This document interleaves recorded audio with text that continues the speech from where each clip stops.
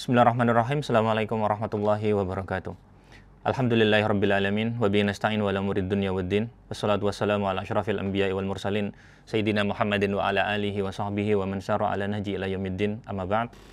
Alhamdulillah atas nikmat yang Allah Subhanahu wa taala karuniakan kepada kita. Maka nikmat yang Allah berikan sungguh nikmat yang sangat banyak yang kita tidak akan mampu menghitung nikmat tersebut. Salawat dan salam kita haturkan kepada Nabi Muhammad sallallahu alaihi wasallam, pembawa risalah Islam yang telah menunjukkan kepada kita jalan yang terang, jalan yang tidak ada lagi keraguan di dalam jalan tersebut. Pemirsa yang dirahmati oleh Allah Subhanahu wa taala, majelis kita membacakan kitab Khusulul Ma'mul fi Syarah Mukhtasar fi Siratul Rasul karya Dr. Hani Ahmad Faqih hafizahullahu taala, dosen di Universitas Islam Madinah, di mana beliau hafizahullah menjelaskan bagian awal dari kitab Fusul fi Siratul Rasul karya Ibnu Katsir rahimahullah rahmatan wasi'ah. Majelis kita di majelis yang ke-54 hari ini bertepatan dengan tanggal 4 Muharram 1447 Hijriah yang bertepatan dengan tanggal 30 Juni tahun 2025. Kita masuk ke majelis 54. Pada majelis ini kita akan membacakan satu tema saja, yaitu terkait dengan Ghazwah Hamra'ul Asad. Kita akan langsung membahas tentang Ghazwah Hamra'ul Asad. Sebelum kita membacakan pembahasan ini, perlu kita sampaikan bahwa perang ini disebut dengan Hamra'ul Asad karena memang tempatnya namanya Hamra'ul Asad. Hamra'ul Asad, sebagaimana disebutkan oleh Dr. Hani Ahmad Faqih, dikatakan Jabal Ahmar Janubul Madinah ala misafati isrina kilan ala tariqi Makkah. Jadi lokasinya adalah Janub Madinah, sebelah selatan dari Madinah. Ala misafah isrina kailan ala tariqi Makkah. Jadi sebelah selatan Makkah, jaraknya dari Madinah sekitar 20 kilo ya. Dari jalan menuju ke Makkah. Sehingga ini tentang Hamra'ul Asad. Baik, kita langsung mulai dengan membacakan perkataannya Ibnu Katsir rahimahullah. Qala al-musannif yaitu Ibnu Katsir mengatakan, walamma asbaha yaumul Uhud, ketika kemudian yaumul Ahad ya, setelahnya perang Uhud, nadaba Rasulullah sallallahu alaihi wasallam al-muslimina ilan nuhud fi talabil adu. Rasulullah sallallahu alaihi wasallam kemudian memerintahkan kaum muslimin untuk bangkit untuk mengejar musuh. Tujuannya irhaban lahum, untuk menakut-nakutin musuh. Wa hadhi ghazwah Hamra'ul Asad, di mana perang ini adalah perang Hamra'ul Asad. Wa amara alla yahruja ma'ahu illa man hadara Uhudan. Dan Rasulullah memerintahkan yang boleh keluar bersama dengan Rasulullah untuk ikut dalam perang ini hanyalah yang memang ikut serta dalam perang Uhud saja. Berarti maknanya yang tidak ikut tidak boleh ikut. Apakah ada pengecualian? Ada nanti. Nanti Jabir bin Abdullah ada pengecualian. Nanti akan kita bahas pengecualian tersebut. Kemudian siwa Jabir bin Abdullah, nah ini dibahas. Yang dibolehkan pengecualiannya adalah Jabir bin Abdullah. Fa innahu kana abuhu istakhlafahu fi muhimmatihi. Fakutila abuhu yauma Uhudin. Di mana Jabir pada waktu itu tidak ikut sebelumnya dalam perang Uhud. Dia tidak ikut bukan karena tidak ingin ikut dalam perang Uhud, tetapi dia tidak ikut karena perintah ayahnya untuk menjaga saudari-saudarinya. Di mana saudarinya kalau nggak salah saya lupa, apakah 7 atau 8 ya, sebagaimana disebutkan oleh Baghawi dalam tafsirnya ya.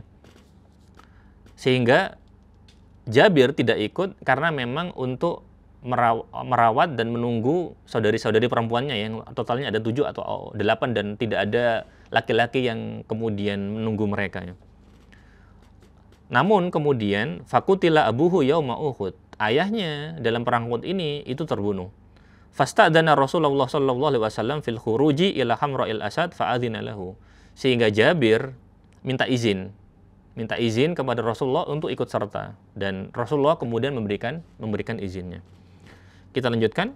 Fanahadzal muslimuna kama amarahum sallallahu alaihi wasallam. Sehingga kaum muslimin bangkit dan kemudian menjalankan perintah Rasulullah sallallahu alaihi wasallam, wa hum muthqiluna bil jarah. Padahal mereka kemudian masih penuh dengan luka-luka ya. Karena masih baru pulang dari perang Uhud ya. Hatta balagha Hamra'ul Asad, sehingga kemudian mereka berangkat hingga tiba di daerah yang namanya Hamra'ul Asad tersebut. wa hiya ala thamaniyata amyalin minal Madinah. Lokasinya 8 mil ya dari Madinah. Sebelah selatan Madinah 8 mil ya. 8 mil tadi diperkirakan sekitar 20 km. Fadzalika qauluhu subhanahu wa ta'ala alladzina istajabu lillahi war rasul. Dan kepergiannya kaum muslimin dalam perang Hamrul Asad itu disebutkan oleh Allah Subhanahu wa taala dalam Al-Qur'an, dalam surat Ali Imran Allah mengatakan alladzina istajabu lillahi war rasul. Yaitu orang-orang yang memenuhi seruan Allah, memenuhi seruan Rasulullah sallallahu alaihi wasallam mim ba'di ma asabahumul qarh. Setelah apa yang menimpa mereka dari al-qarh, dari luka-luka ya. Dari luka yang mereka dapatkan dalam perang Uhud.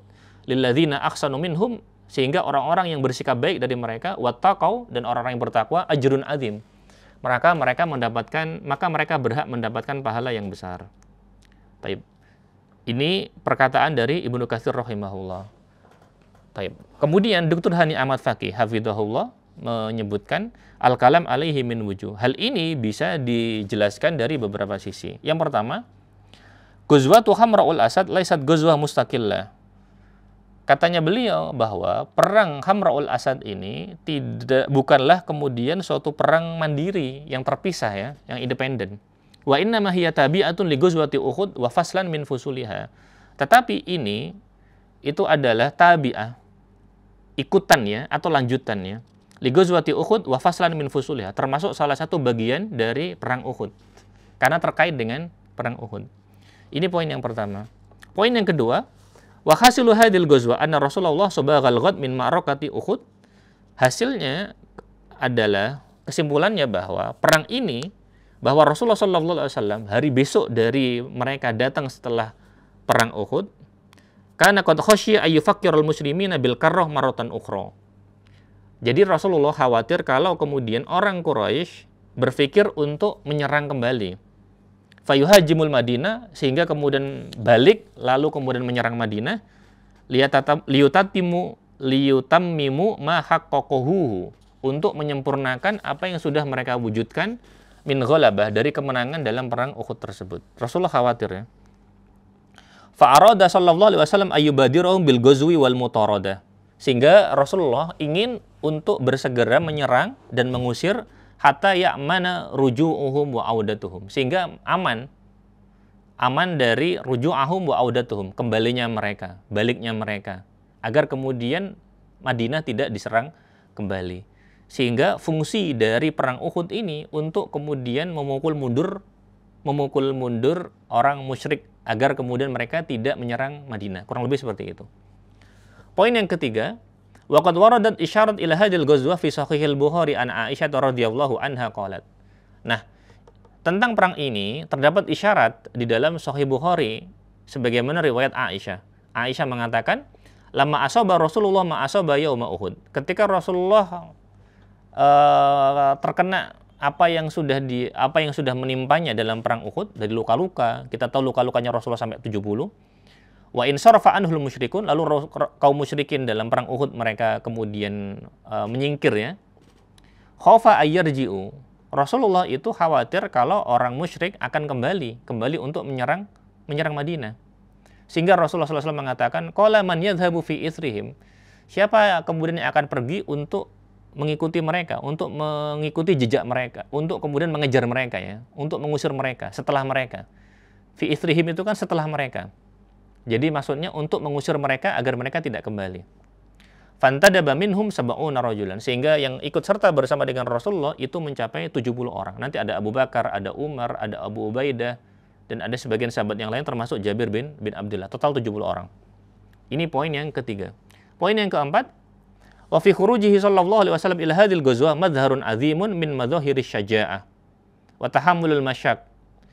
Nah, ketika Rasulullah keluar untuk kemudian siap untuk bertempur dalam perang Hamra'ul Asad ini madharun azim, termasuk bukti akan madzahir syuja'ah, bukti keberanian. Wa tahammulul masyak, dan kemudian nanggung kesulitan. Karena mereka kesulitan, baru kemarin nyampe ya. Taib. Fi sabilillah, di jalan Allah, wa admil istislam li ayyi syaklin min ashkali dha'fi wal hazimah, dan tidak menyerah li ayyi syaklin min ashkali dha'fi wal hazimah, dengan apapun bentuk kelemahan ya. Dengan apapun bentuk kelemahan. Sehingga mereka kemudian, sehingga Rasulullah dan para sahabatnya ingin memperbaiki keadaan yang ada. Dan kemudian tidak ingin berlarut-larut dengan kekalahan misalkan dari kaum muslimin yang terjadi dalam perang Uhud. Taib, ini poin yang keempat. Poin yang kelima, wa fi istijabati sahabat linida'in Nabi sallallahu alaihi wasallam wa khurujihim wa hum muthqiluna bil jarah. Dalam sambutan, dalam kemudian mereka para sahabat menyambut dan siap untuk berangkat ya dengan seruan Nabi Muhammad sallallahu alaihi wasallam, lalu mereka ikut serta dalam perang ini padahal mereka kondisinya mereka terluka ya. Hal ini menunjukkan dalilun ala fadlihim, dalil akan keutamaan mereka. Wa quwwatu imanihim, dan bukti akan kekuatan iman mereka. Wa tafanihim fi ta'atillahi wa rasulih, dan relanya mereka kemudian untuk berjuang ya di dalam ketaatan kepada Allah dan juga ketaatan kepada Rasulullah sallallahu alaihi wasallam. Baik. Kemudian poin selanjutnya terkait dengan perang Hamra'ul Asad ini disebutkan azmu Quraisyin ala muhajamatil Madinah wa ruju'uhum an dzalik. Tekad orang Quraisy untuk menyerang Madinah, lalu kemudian mereka tidak jadi. Kenapa tidak jadi? Nanti ada peran namanya Ma'bad bin Abi Ma'bad al-Khuzai. Baik, kita bahas tentang perannya. Qala al-musannif Ibnu Katsir mengatakan wa marra Ma'bad bin Abi Ma'bad al-Khuzai. Ma'bad bin Abi Ma'bad al-Khuzai marra ala Rasulillah, lewat menemui Rasulullah sallallahu alaihi wasallam di mana Rasulullah bergerak menuju Hamra'ul Asad. Di mana Rasulullah kemudian bersama dengan sahabatnya. Fa'ajazahu hatta balaghu Abu Sufyan. Lalu kemudian Ma'bad ini kemudian menemui Abu Sufyan, mendatangi Abu Sufyan. Mendatangi Abu Sufyan dan juga otomatis bersama dengan orang musyrik, mendatanginya itu di Rauha. Lalu terjadi dialog dengan mereka. Salah satu dialog ini disebutkan oleh Baghawi rahimahullah ketika menjelaskan ayat di surat Ali Imran ayat 162, disebutkan bahwa Abu Sufyan bertanya kepada Ma'bad bin Abi Ma'bad al-Khuzai, "Ma wara'aka?" Apa yang ada di belakangmu? Apa yang ada di belakangmu? Maksudnya apa yang engkau lihat? Lalu Ma'bad kemudian menakut-nakutin Abu Sufyan dan para sahabatnya, dan Ma'bad kemudian mengatakan, "Muhammadun qad kharaja fi ashabihi yadlubukum." Jadi Muhammad keluar dengan sahabatnya untuk mengejar kalian. Fi jam'in lam ara mithlahu qat, dalam jumlah yang banyak yang aku belum pernah melihat sebelumnya. Ini mubalaghah sebenarnya untuk menakut-nakutin. Kemudian bahkan menambahkan qad ijtama'a minhu man kana takhallafa anhu fi yaumikum wa nadimu ala soniihim. Bahkan yang sebelumnya dalam perang Uhud itu tidak ikut, mereka kemudian ikut dan menyesal dengan apa yang mereka lakukan dengan tidak ikutnya mereka sebelumnya dalam perang Uhud. Nah, hal ini kemudian dipercaya oleh Abu Sufyan. Karena itu dikatakan di sini fa'abarhum anna Rasulullah wa ashabahu qad kharaju fi talabihim. Iya, ini ungkapannya Ibnu Katsir. Sehingga Ma'bad itu sebenarnya ini ya, membesar-besarkan jumlah yang bersama dengan Rasulullah, karena jumlahnya 70 orang saja gitu. Maka apa yang disampaikan oleh Ma'bad, apa konsekuensinya? Fattadzalika fi a'dhadi Quraisyin. Hal itu kemudian melemahkan semangat juangnya Quraisy. Mereka kemudian menjadi tidak semangat. Wa kanu aradur ruju' ilal Madinah, fathannaha dzalika wa istamarru raji'ina ila Makkah. Sehingga mereka yang kemudian ingin balik ke Madinah kemudian membatalkan. Akhirnya mereka kemudian balik ke Makkah. Tidak jadi ya, alhamdulillah. Sehingga kemudian tidak sampai mereka menyerang Madinah. Baik, kita baca setelahnya al-kalam alaihi min wujuh. Penjelasan ini bisa disampaikan dari beberapa sisi. Baik, yang pertama katanya Dr. Ani Ahmad Faqih, khabar Ma'bad al-Khuzai dzakarahu Ibnu Ishaq fi sirah biduni isnad. Jadi kabar tentang Ma'bad al-Khuzai ini disebutkan oleh Ibnu Ishaq dalam Sirah Nabawiyah tanpa sanad ya. Baik, ini poin yang pertama. Poin yang kedua, kadzalika dzakara Ibnu Ishaq biduni isnad anna Nabiy sallallahu alaihi wasallam kana qad aqama fi Hamra'il Asad thalathata ayamin al-itsnain wa thulatsa wal arba'a. Ibnu Ishaq juga menyebutkan dengan tanpa sanad bahwa Rasulullah sallallahu alaihi wasallam itu menginap di Hamra'ul Asad selama 3 hari, pada hari Senin, pada hari Selasa dan pada hari Rabu. Baik, ini poin yang kedua. Poin yang ketiga, Wala syakka anna ghazwata Hamra'ul Asad qad haqqaqat ahdafaha al-marsumah haitsu aqallahu ar-ru'ba fi qulubil musyrikin. Dan tidak diragukan lagi bahwa perang Hamra'ul Asad ini telah mewujudkan tujuannya, di mana kemudian Allah Subhanahu wa taala menurunkan rasa takut ya di dada-dadanya orang musyrik. Fa'adalu an ghazwil Madinah, sehingga mereka tidak jadi membatalkan rencana mereka sebelumnya untuk menyerang Madinah. Wansarafu ila Makkah, lalu kemudian mereka balik ke Makkah. Kama annaha adharatul muslimin bimadharil quwwah wal qudrah alal qital.